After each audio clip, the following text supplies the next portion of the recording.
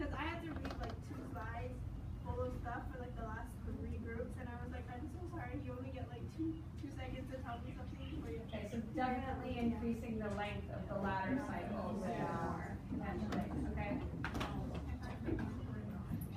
Like, and this Socratic seminar, like everybody kind of was saying, it gives you more, since we already have questions like set, it's not the same one question that they give you as an example and then you just keep talking about that. It's not repetitive, and you see what other groups have said, and you can kind of say, oh well, like you kind of use their answers as kind of like a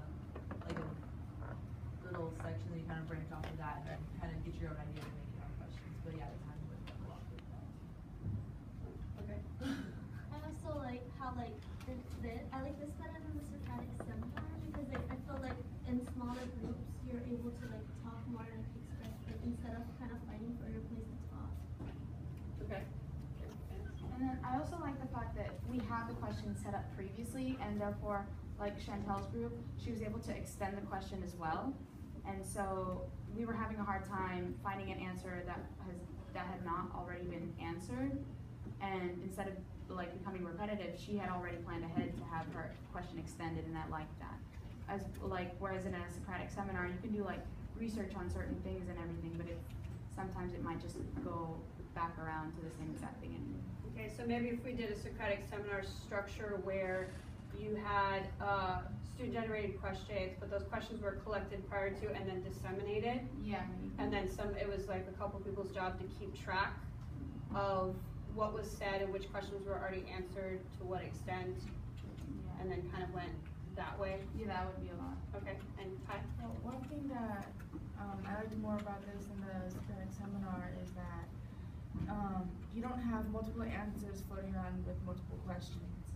Like you just get to stick with one question for a certain amount of time instead of answering like multiple questions at the same time.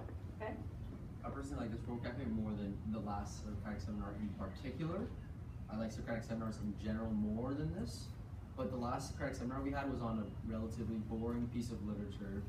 It didn't have the most interesting questions, and it did get repetitive. What's an experience that you've had with a different Socratic seminar that you thought was particularly I had one where it was a moral dilemma Socratic seminar.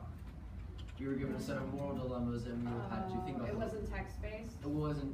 That was my favorite one. I've done other text-based ones before. Like I had to do one. I was gonna say if like, it wasn't text-based, I'm not sure if it still falls under the category of Socratic seminar. I'm still learning about Socratic seminars. So. Like we had one about like the morals of Romeo and Juliet and things like that. Oh, so it was text-based, but it was that more. Was a different one. That was a different one. Oh, okay. Sorry.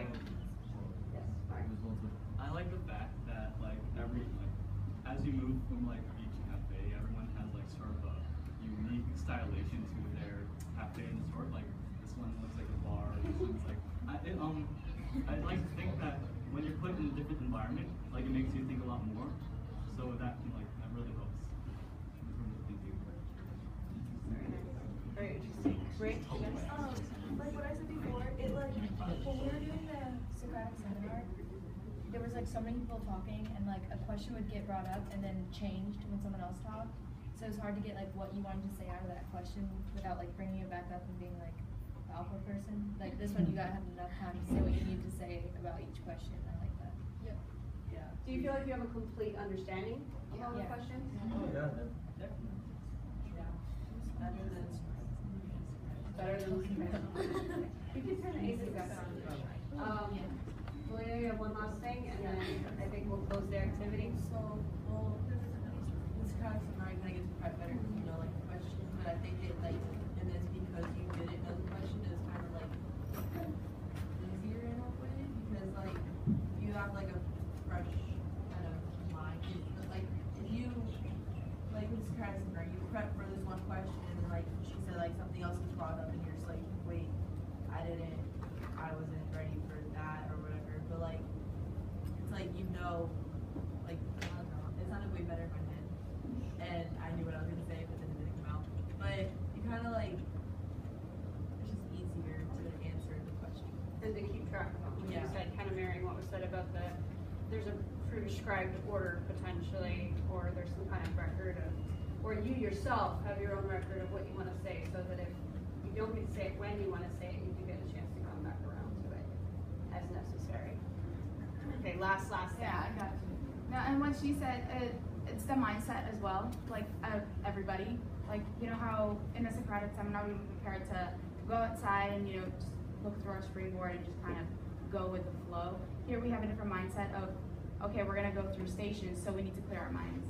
And we need to make sure we bring our book, and we need to make sure that we can flip pages that fast. And so I think it's the mindset that goes along with it. And it's, and if you have a fresh mindset each time, it's a lot easier to kind of go through a question without being interrupted. And then you have something else on your mind, but then you can't think about that, what's being said, because it's not what you're thinking of. Okay.